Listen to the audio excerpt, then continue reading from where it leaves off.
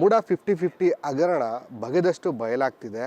ಮೂಡ ಹಗರಣದ ವಿಚಾರವಾಗಿ ಒಂದು ಬೀದಿಗಿಳಿದು ಪ್ರತಿಭಟನೆಯನ್ನು ಮಾಡಿ ಸಿಎಂ ರಾಜೀನಾಮೆಗೆ ಒತ್ತಾಯ ಮಾಡಿದಂತಹ ಪಕ್ಷದ ಸದಸ್ಯರೊಬ್ಬರೇ ಈ ಹಗರಣದಲ್ಲಿ ಈಗ ಬೆಳಕಿಗೆ ಬಂದಿದ್ದಾರೆ. ಈ ಕುರಿತು ಮಾತಾಡಲಿಕ್ಕೆ ನನ್ನೊಟ್ಟಿಗೆ ವಕೀಲರಾದಂಥ ರವಿಕುಮಾರ್ ಅವರಿದ್ದಾರೆ. ಸರ್, ಯಾರು ಆ BJPಯ ಜನಪ್ರತಿನಿಧಿ, ಏನದು ವಿಚಾರ ಅಂತ?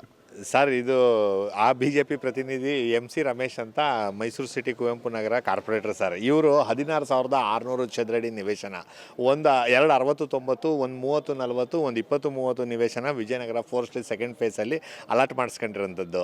As a GPA holder sir, ಅವರು ಈ ರೀತಿ ಎಲ್ಲ 1 ಎಕರೆ 2 ಗುಂಟೆ ಯಾರೋ ಅಮಾವಾಸ್ಯೆಗೌಡ್ರ ಜಮೀನು ಹೋಗಿತ್ತಂತೆ, ಅದರಂತೆ ತಗೊಂಡಿದ್ದೀವಿ ಅಂತ.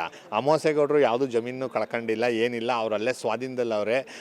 ಅವ್ರಿಗೆ ಉರುಫ್ ಅಂತ ಅಂದ್ಬಿಟ್ಟು ಹೊನ್ನೇಗೌಡ ಅಂತ ಮಾಡಿಬಿಟ್ಟು ಹೊನ್ನೇಗೌಡರ ಜಮೀನ ಅಮಾವಾಸ್ಯೆಗೌಡರು ಈ ಥರ ಎಲ್ಲ ಗೋಲ್ಮಾಲ್ ಮಾಡಿ ಪಡೆದಿರೋಂಥದ್ದು. ಇದ್ರ ಮೇಲೆ ಕ್ರಮ ಆಗಬೇಕು. ಮತ್ತು ತೆರಿಗೆ ವಂಚನೆ ಆಗಿರೋದ್ರಿಂದ ತೆರಿಗೆ ವಸೂಲಾತಿ ಮಾಡಬೇಕು. ಇಲ್ಲಿ TDS ಪಾವತಿ ಮಾಡಬೇಕಾಗಿತ್ತು, ಅವ್ರಿಗೆ ಇನ್ಕಮ್ ಗೇನ್ ಆದಾಗ ಇನ್ಕಮ್ ಟ್ಯಾಕ್ಸ್ ಪೇ ಮಾಡಬೇಕಾಗಿತ್ತು. ಇಲ್ಲಿ ಅಂಡರ್ ವ್ಯಾಲ್ಯೂ ಮಾಡಿದ್ದಾರೆ, ಪ್ರಾಪರ್ ಸ್ಟ್ಯಾಂಪ್ ಡ್ಯೂಟಿ ಕಟ್ಟಬೇಕಾಗಿತ್ತು. ಗೈಡ್ಲೈನ್ಸ್ ಪ್ರಕಾರ ಸೇಲ್ ಕನ್ಸಿಡರೇಷನ್ ತೋರಿಸಿ ಇವ್ಯಾವುದೂ ಮಾಡದೇ ಇರೋದ್ರಿಂದ ಇವ್ರ ಮೇಲೆ ಕ್ರಮ ತಗೊಳ್ಳಿ ಅಂತ IT ಇಲಾಖೆಗೆ, ಲೋಕಾಯುಕ್ತರಿಗೆ, ಮೈಸೂರು ಪೊಲೀಸ್ ಕಮಿಷನರ್ಗೆ ಎಲ್ಲ ದೂರು ಕೊಟ್ಟಿದ್ದೀವಿ ಸರ್. ಇವ್ರ ಮೇಲೆ ಕ್ರಮ ತಗೊಳ್ಬೇಕನ್ನೋದು ನಮ್ಮ ಆಗ್ರಹ.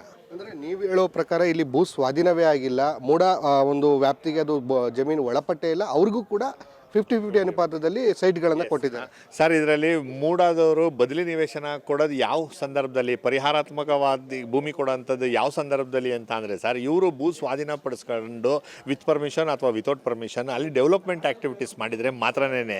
ಇಲ್ಲಿ ಏನು ಇವರು 1 ಎಕರೆ 2 ಗುಂಟೆ ಜಾಗ ಹೇಳ್ತಾರೆ, ಸರ್ವೆ ನಂಬರ್ 126/2A, ಅಲ್ಲಿ ಅವ್ರು ಬಾಡಿಗೆಗೋ ಬೋಗಿಗೋ ಕೊಟ್ಟವ್ರೆ, ಜಲ್ಲಿಕಲ್ಲಿ ಹಾಕೊಂಡು ಕೂತವ್ರು ಅಲ್ಲಿ ರೋಡಲ್ಲಿ, ಬಸವನಹಳ್ಳಿ ಗ್ರಾಮ ಸರ್ವೆ ನಂಬರು. ಇವರು ಮೂಡಾದವರು ಅಲ್ಲಿ ಏನು ಡೆವಲಪ್ಮೆಂಟೇ ಮಾಡಿಲ್ಲ, ಆದ್ರೂ ಸಹ 12,600 ಚದರಡಿ ಕೊಟ್ಟಿರೋದು. ಇದರದ್ದು ಮಾರ್ಕೆಟೇ ಬೆಲೆ ಸರ್ 12.25 ಕೋಟಿಯಿಂದ 15 ಕೋಟಿ ರೂಪಾಯಿ ಇರೋಂಥದ್ದು. ಇಷ್ಟು ಹಣ ನುಕ್ಸಾನ್ ಮಾಡಿರೋದ್ರಿಂದ ಇವ್ರ ಮೇಲೆಲ್ಲ ಕ್ರಮ ಆಗಬೇಕು, ಆ ಎಲ್ಲ ಪ್ರಾಪರ್ಟಿಗಳನ್ನ ವಶಕ್ಕೆ ತಗೊಳ್ಬೇಕನ್ನೋದು ನಮ್ಮ ಆಗ್ರಹ. ಸರ್, ಇಲ್ಲಿ ತೆರಿಗೆ ವಂಚನೆ ಆಗಿದೆ ಅಂತೇಳಿ ಮೂಡ ವಿಚಾರವನ್ನು ಇಟ್ಕೊಂಡು IT ದೂರು ಕೊಟ್ಟಿದ್ದೀರಿ. ಇದು ಮೂಡ ವಿಚಾರದಲ್ಲಿ ದಾಖಲಾಗಿರ್ತಕ್ಕಂಥ ಮೊದಲ IT ದೂರ? ಹೌದು ಸರ್. ಸರ್, ಈಗ IT ಇಲಾಖೆಯವರು ಇನ್ವೆಸ್ಟಿಗೇಷನ್ ಎಲ್ಲ complete ಫ್ಯಾಗ್ end stage of investigation ಬಂತಲ್ಲ, ಈಗ ಅವ್ರು ಬರ್ತಾರೆ ಸರ್. IT ಇಲಾಖೆಯವರು ತೆರಿಗೆ ವಂಚನೆ ಎಲ್ಲಾಗಿರ್ತದೆ, ತೆರಿಗೆ ಸೋರಿಕೆ ಎಲ್ಲಾಗಿರ್ತದೆ, ಅದನ್ನು ರಿಕವರಿ ಮಾಡಬೇಕು.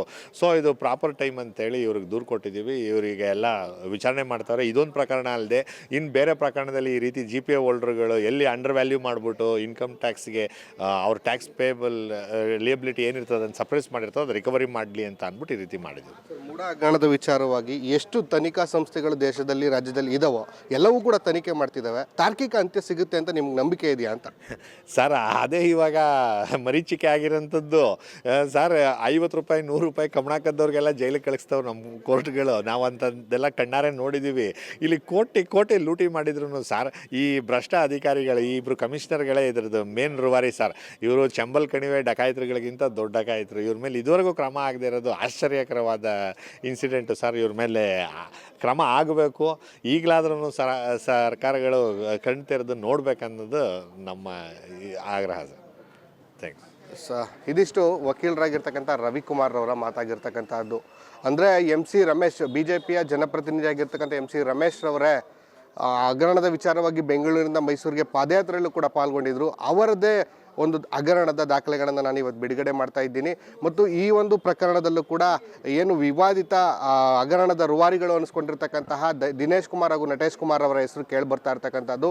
ಇವರು ಚಂಬಲ್ ಕಣಿವೆಯ ಡಕಾಯಿತರಿಗಿಂತ ಹೆಚ್ಚಿನದಾಗಿ ಕಾಣಿಸ್ಕೊಳ್ತಾ ಇದ್ದಾರೆ ಅನ್ನುವಂಥ ಮಾತುಗಳನ್ನು ಕೂಡ ಹೇಳ್ತಾ ಇರ್ತಕ್ಕಂಥದ್ದು. ಕ್ಯಾಮ್ರಾ ಪರ್ಸನ್ ನಿತಿನ್ ಅರಸು ಜೊತೆ ಸಂದೀಪ್ ಕುಮಾರ್, ಅಶ್ವವೇಗ ನ್ಯೂಸ್, ಮೈಸೂರು.